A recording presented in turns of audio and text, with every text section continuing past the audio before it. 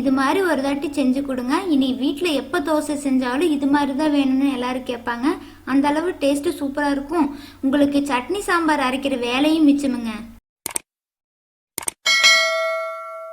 Stove on பண்ணி தோசைக்கல்லை அடுப்பில் வச்சுருக்கேங்க. தோசைக்கல் நல்லா காஞ்சிருச்சு. இப்போ ஒரு கரண்டி அளவு மாவு எடுத்து ஊற்றிட்டு நல்லா பரவலாக இதே மாதிரி ஊற்றிக்கோங்க. நான் 2 டீஸ்பூன் அளவு எண்ணெய் ஊற்றிருக்கிறேங்க. உங்களுக்கு எண்ணெய் பிடிக்கலைன்னா நெய் கூட ஊற்றிக்கோங்க. இது அப்பத்திக்கப்ப செஞ்சு சாப்பிட்றதுனால தோசை கொஞ்சம் முருகலாக சுட்டு எடுத்து வச்சுருக்கேங்க. நீங்கள் மதிய நேரம் இதை வச்சு சாப்பிடணும்னு நினச்சிங்கன்னா தோசை கொஞ்சம் மொத்தமாக ஊற்றிக்கோங்க. தோசை சுட்டு ஒரு தட்டத்தில் எடுத்து வச்சுருக்குறேங்க. இப்போ இந்த தோசையை 1-2 பிச்சு எடுத்து வச்சுருக்கிறேன். இதே மாதிரி நீங்கள் எத்தனை தோசை செய்கிறீங்களோ அத்தனை தோசையுமே 1-2 பிச்சு இதே மாதிரி எடுத்து வச்சுக்கோங்க. ஸ்கூல் விட்டு வர பசங்களுக்கு இதே ஸ்நாக்ஸாக சட்டுன்னு செஞ்சு கொடுக்கணும், சாமான வளர்க்குற வேலை இருக்கக்கூடாதுன்னு நினச்சிங்கன்னா தோசைக்கல்லை அடுப்பில் வச்சு எண்ணெய் ஊற்றி கடுகு, கருவேப்பிலை, வெங்காயம், மிளகாயெல்லாம் போட்டுக்கோங்க.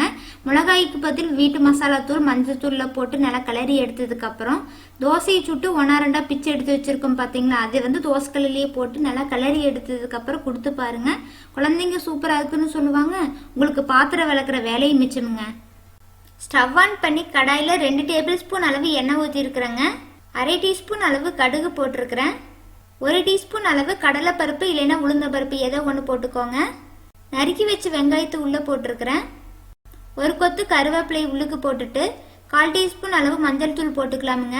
உங்களுடைய சுவைக்கு காரத்துக்கு தகுந்த மாதிரி வீட்டு மசாலா தூள் உள்ளே போட்டுக்கோங்க. தேவையான அளவு உப்பு போட்டுட்டு இந்த மசாலா எல்லாத்தையும் நல்லா கிளறி எடுத்துக்கலாமுங்க. மசாலா எல்லாத்தையும் கிளறி எடுத்ததுக்கப்புறம் தோசை சுட்டு 1-2 பிச்சு எடுத்து வச்சுருக்கோம் பார்த்தீங்களா, அதை உள்ளே போட்டு நல்லா கிளறி எடுத்ததுக்கப்புறம் சாப்பிட்டு பாருங்கள். டேஸ்ட்டு ரொம்ப அட்டகாசமாக இருக்கும். இது மாதிரி ஒரு தாட்டி செஞ்சு சாப்பிட்டு எப்படி இருந்ததுன்னு ஒரு தாட்டியாச்சும் நம்ம கமெண்ட் பாக்ஸில் கமெண்ட் பண்ணிட்டு போங்க. பசங்களுக்கு இது ஸ்கூலுக்கு கொடுத்து விடணும்னு நினச்சிங்கன்னா தோசையை மொத்தமாக ஊற்றிட்டு இதே மாதிரி செஞ்சு கொடுங்க. மதியம் வரைக்கும் அப்படியே இருக்கும். ஈஸியான ரெசிபியில் செய்யணும் அப்படின்னா நம்ம சேனலை சப்ஸ்கிரைப் பண்ணி வச்சுக்கோங்க.